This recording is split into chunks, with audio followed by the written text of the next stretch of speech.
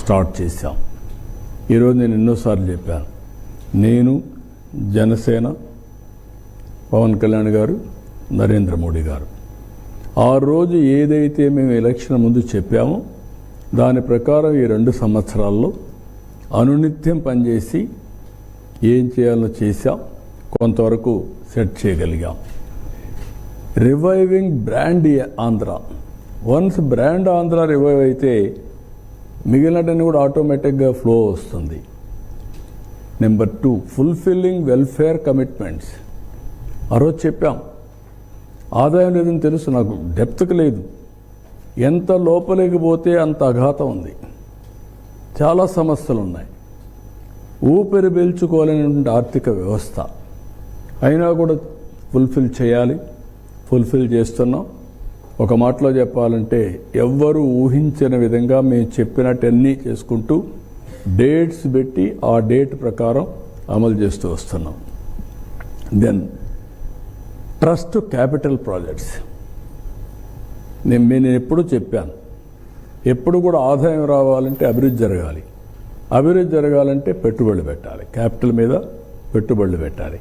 ఈ 3 డిస్ట్రాయ్ అయినాయి. ఇప్పుడు రివైవ్ చేశాం, ఎక్కువ క్యాపిటల్ ప్రాజెక్ట్స్ తీసుకొచ్చాం. ఇంకొక పక్కన progressive policies and technologies for future and sustainability. Sustainability లేకుండా ఏ పని చేసినా కాదు, దానికి కూడా తీసుకొచ్చాం. నెక్స్ట్, ఇక్కడ మీరు చూస్తే బైఫర్కేషన్ పెయిన్ఫుల్ అని ఎందుకన్నానంటే agriculture 51% combined Andhra, 25% industry, 24% service sector. No, agriculture 24, 25 industry, 51 agriculture. ఇది రివర్స్ అయ్యింది 2014-15 వచ్చే కొద్దిగా ఆఫ్టర్ బైఫర్కేషన్. అగ్రికల్చర్ ఆంధ్రప్రదేశ్ 31 అయింది, ఇప్పుడు 33.5, 34 వరకు వచ్చేసింది. ఇప్పుడు ఇంకొక పక్కన 25 అట్లే ఉంది. ఇక్కడ 51 నుంచి 7% తగ్గింది, 44 అయింది. దీనివల్ల ఆదాయం కూడా సర్వీస్ సెక్టర్లో ఎప్పుడూ అరౌండ్ 9 to 9.5% వస్తూ ఉంది. అదే అగ్రికల్చర్ సెక్టర్ అయితే 6% ఈ కాంబినేషన్లో వచ్చే పరిస్థితికి వచ్చింది రెవెన్యూ రియలైజేషన్. ఇక్కడ మీరు చూస్తే combined Andhra Pradesh per capital income 95,231. ఎప్పుడు కూడా పర్ క్యాపిటల్ ఇన్కమ్ అనేది ప్రజల జీవన ప్రమాణాలని నిర్దేశిస్తుంది. అదే తెలంగాణ బైఫర్కేషన్ అయినాక మీరు చూస్తే 1,24,104 రూపాయలకి వెళ్ళింది. ఆంధ్ర 95 నుంచి 93,903 రూపాయలు అయిపోయింది. వన్స్ బైఫర్కేషన్ అవ్వంగానే 30,201 రూపాయల డిఫరెన్స్ వచ్చింది. ఈ 2 రాష్ట్రాల మధ్య, ఇక్కడ ప్రజలు అక్కడ ప్రజల మధ్య ఈ డిఫరెన్స్. నేను ముందే చెప్పాను, 58% పాపులేషన్, 46% రిసోర్సెస్, ఇంకొక పక్క లాస్ ఆఫ్ క్యాపిటల్, ఇంకొక పక్కన దానివల్ల రెవెన్యూ దెబ్బతినింది. ఇంచ్ బై ఇంచ్ కష్టపడ్డాం. ఇక్కడ చూస్తే 45%, 15, 16 తగ్గింది కొంచెం 1%,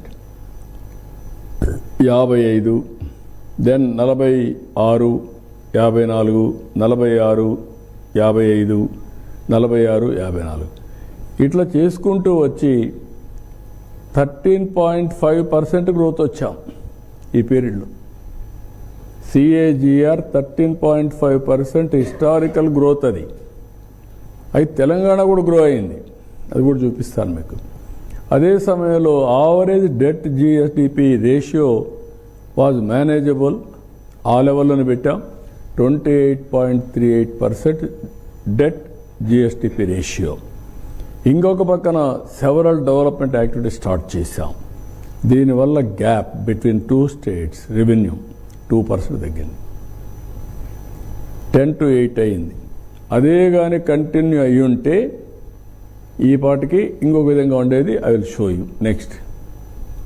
ఇది తెలంగాణ ఆంధ్ర ఎందుకు కంపేర్ చేసినట్టు 2 రాష్ట్రాలు విడిపోయినాయి కాబట్టి సిమిలర్ టైంలో కంపేర్ చేశాం. ఇది 14-19, ఇది 19-24. ఇది 24, 26. ఇక్కడికి వచ్చినప్పుడు 13.5 ఆంధ్ర, తెలంగాణ 13.7.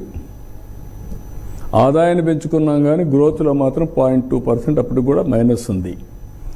ఇక్కడికి వచ్చినప్పుడు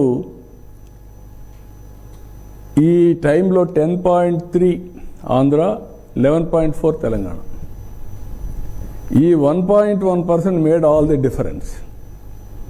ఇక్కడికి వచ్చేప్పుడు 10.7% తెలంగాణ, ఆంధ్ర 11.3. ఇప్పుడు మళ్ళీ రికవర్ అవుతున్నాం 2 years నుంచి. దీని ఇంపాక్ట్ మీరు స్టడీ చేస్తే 14-19లో 3.18% పాయింట్స్ డిక్లైన్ ఫర్ ఏపీ,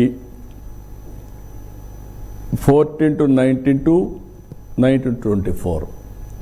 ఈ రెంట్ మధ్య వ్యత్యాసం 3.18%. ఇంకొక పక్కన చూసి దీనివల్ల నష్టం ఎంత అంటే జిఎస్టిపి 6,94,000 కోట్ల రూపాయలు. 6,94,000 కోట్లు వచ్చి అక్కడి నుంచి 13% పెరిగితే ఎంత వస్తుందో మీరు లెక్కేసుకోవాలి. CAGR, that is the CAGR.